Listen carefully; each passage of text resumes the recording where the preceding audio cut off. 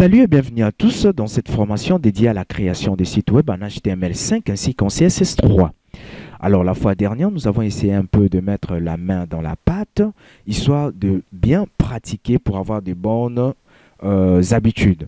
Alors pour aujourd'hui, ce que je vais nous proposer, c'est de voir un peu qu'est-ce que c'est que le lien. Alors, le lien, nous avons tous déjà vu, c'est là au niveau d'un site web, c'est une portion des textes en bleu qui est soulignée et une fois que vous cliquez dessus, vous allez être redirigé vers un nouveau contenu, soit une nouvelle page HTML, soit d'un même site ou soit d'un autre site. Alors, comment on fait pour pouvoir créer un lien? Pour créer un lien, nous allons utiliser une balise paire qui est la balise A. Alors, voilà. Ceci suffit déjà de dire à l'ordinateur que ce qui sera à l'intérieur de notre balise A sera considéré comme étant un lien. Par exemple, souvent sur Internet, vous voyez quelque chose du genre, cliquez ici. Voilà. Alors, par exemple, là, je vais mettre « Souhaitez-vous voir la page » souhaitez-vous voir la page 2 et je vais enregistrer. Si je fais un Open in Browser, vous voyez directement que là, on a notre contenu qui est souhaitez-vous voir la page 2 et puis cliquez ici. Mais une fois que j'ose cliquer, il n'y a rien qui se passe. Pourquoi? Parce que l'ordinateur sait que le mot cliquer ici, c'est un lien, mais il ne sait pas vers quoi le lien va pointer. Le lien va rediriger vers quoi? Voilà pourquoi il n'y a rien qui se passe. Alors, pour dire à l'ordinateur que une fois qu'on clique sur le mot qui est entre la balise A, il redirige nous vers une nouvelle page web, soit un nouveau contenu HTML de notre site web, nous allons utiliser l'attribut href. Voilà, donc href. Alors, par exemple, là, je vais écrire page2.html. Voilà. Et si maintenant je viens là au niveau de notre page et que j'actualise, vous voyez maintenant que notre texte vient d'être coloré et aussi souligné. Et si j'ose maintenant cliquer, remarquez, il y a maintenant un message qui nous est affiché qui est impossible d'accéder à votre fichier. Le texte peut être différent de votre navigateur, il y en aura d'autres. On va par exemple vous dire que impossible d'accéder à votre ressource. Alors pourquoi? Parce que nous n'avons pas créé la page 2. Alors, ce que nous essayons de faire ici, nous osons pointer vers une page qui n'existe pas. Alors, nous allons maintenant créer la page 2. Alors, là déjà, je vais faire un retour en arrière et puis venir au niveau de Sublime Text, le menu Fichier, New File et CTRL S. Et ici, je vais directement faire page 2.html. Voilà, et j'enregistre. Alors là, je vais dire ici que ceci, c'est un contenu HTML. Voilà, c'est un contenu HTML. Hop là, voilà. Alors ici, page 2. Voilà. Bienvenue dans la page 2. Voilà. Alors, je rentre au niveau de mon navigateur. J'actualise et maintenant si je clique et voilà, nous sommes redirigés bel et bien au niveau de notre page 2.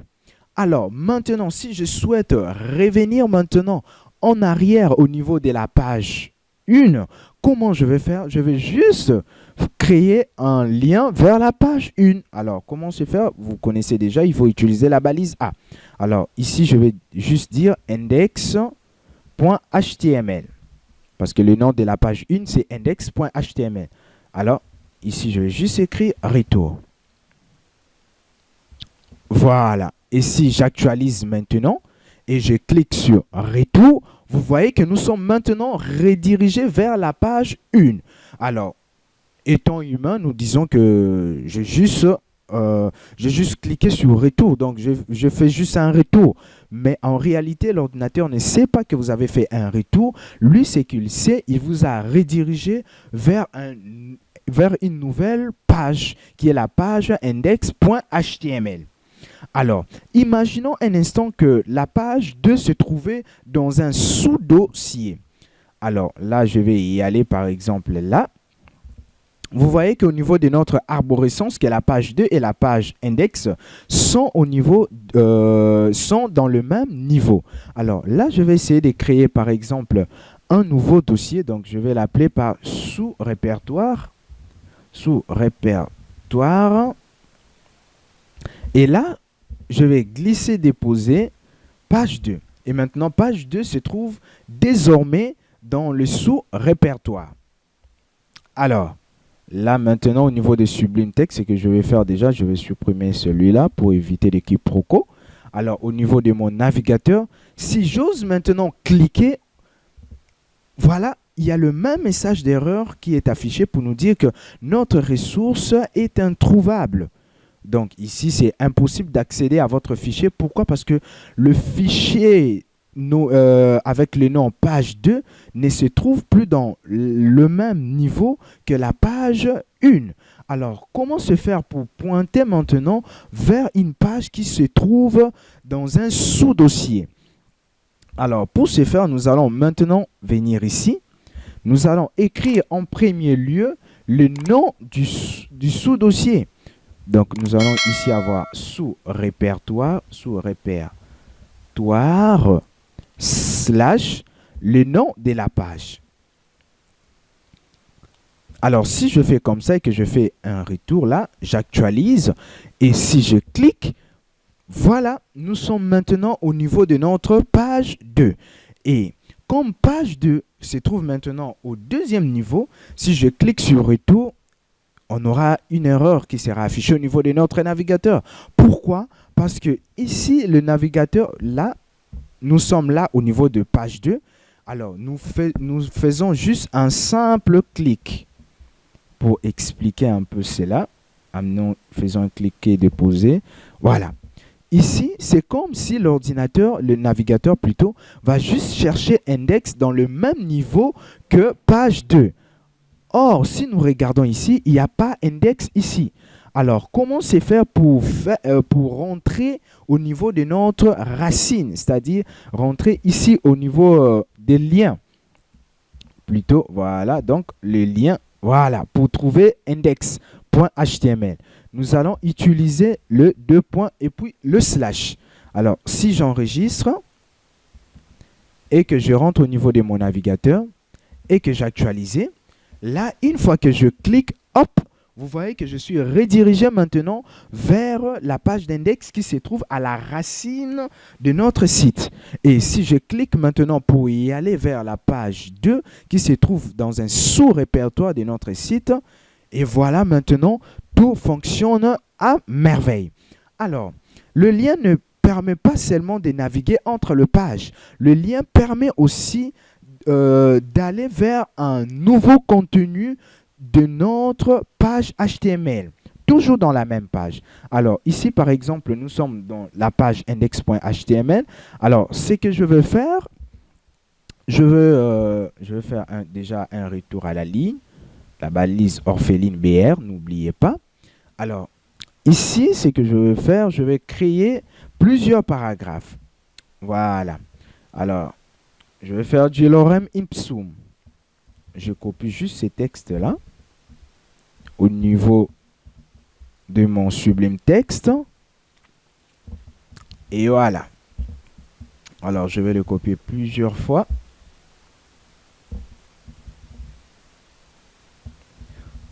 Et voilà le travail. Et là, j'enregistre. Je rentre au niveau de mon navigateur, j'actualise. Vous voyez maintenant, on a un peu plus de contenu. Alors, imaginons par exemple, nous souhaitons arriver automatiquement au niveau de notre dernier paragraphe. Comment nous allons nous prendre? Alors, là, je vais juste rajouter un titre, histoire de voir en fait là où nous allons arriver. H1, donc dernier paragraphe. Dernier paragraphe. Dernier paragraphe. J'enregistre. Et si j'actualise maintenant, hop, vous voyez, pour le dernier paragraphe, avant d'arriver au dernier paragraphe, nous avons un titre qui est dernier paragraphe. C'est juste à titre d'indicateur. Alors, maintenant, essayons de monter un peu plus haut. Rajoutons le lien. Voilà, nous allons rajouter un lien. Dernier paragraphe. Dernier paragraphe. OK. Alors, maintenant, pour pointer vers un contenu de notre page HTML, nous allons utiliser ce qu'on appelle par des encres. Alors, ici, imaginons par exemple comment on fait pour créer l'encre. Là, je vais utiliser un octotope, ou soit ce que vous appelez communément par le dièse, le caractère dièse. Alors, je vais l'appeler par dernier. Je vais l'appeler par exemple par dernier. Mettons tout en minuscule. Bon, vous pouvez utiliser les majuscules, mais en web, nous essayons de tout mettre en minuscule pour éviter des désagréments. Alors ici, j'ai utilisé dernier comme encre. Je viens au niveau de mon dernier paragraphe. Donc là, au niveau de mon titre, je vais utiliser l'attribut ID. Retenez bien le nom de cet attribut qui est l'attribut ID. ID permet de dire au navigateur que ceci est un contenu unique. Voilà. Je vais supprimer l'octotope ou soit le dièse. Je laisse juste dernier. J'enregistre. Et là, je rentre au niveau de mon navigateur. J'actualise. Et si maintenant, j'essaye de cliquer sur ces liens dernier paragraphe, hop, vous voyez que je suis directement redirigé vers le dernier paragraphe qui se trouve là. C'est ce qu'on appelle par l'ancrage vers un contenu de notre page. Et là, je peux automatiquement scroller pour remonter vers ce qu'il y a au-dessus. Alors, il est à noter aussi, je ne vous ai pas montré cela, qu'on peut aussi rediriger vers un site web existant. Par exemple, imaginons que je souhaite y aller vers notre site officiel Helloworld. Donc, là, par exemple, qu'est-ce que je vais faire? Je vais utiliser le protocole HTTPS parce que notre site est bien sécurisé. Voilà, w3.helloworld.com. Voilà, et ici, je vais juste écrire le nom de notre site web qui est Helloworld. Voilà, et là, j'enregistre. Et si j'actualise maintenant, là, il y a maintenant Helloworld qui est affiché. Et si je cliquais, regardez très bien, nous sommes maintenant redirigés vers notre site officiel helloworld.com. Et pour ceux qui ne connaissaient pas avant notre site officiel, vous pouvez toutefois visiter notre site. Vous avez là sous vos yeux notre site officiel Helloworld. Je vous invite vivement à aller visiter cela. Alors, maintenant, qu'est-ce qu'il faut retenir en résumé? En résumé, le lien, pour créer un lien, nous allons utiliser la balise paire qui est la balise A. Alors, pour dire à l'ordinateur que une fois qu'on va cliquer sur ce qui se trouve au sein de ma balise A, nous allons utiliser l'attribut href, qui est l'attribut utilisé pour indiquer à l'ordinateur vers quelle ressource pointer. Alors, il est à noter aussi que ici, nous pouvons tout à fait avoir du texte ou soit des images, voire même un bouton aussi. Alors, il est aussi à noter que le lien ne s'utilise pas seulement pour rediriger vers une nouvelle page de notre site ou soit vers un autre site. Le lien est aussi utilisé pour faire de l'ancrage. Cela veut dire aller vers un contenu un peu plus lointain, toujours de notre même page web. Alors, je pense que cela est un peu compliqué, ça fait beaucoup des informations à retenir. Alors, ce que moi, je vais vous conseiller, c'est d'essayer de voir et revoir encore la vidéo pour pouvoir bien assimiler les notions que nous avons vues pour la journée d'aujourd'hui. Alors, sur ce, nous allons nous donner un rendez-vous pour le mardi prochain. Ciao, ciao!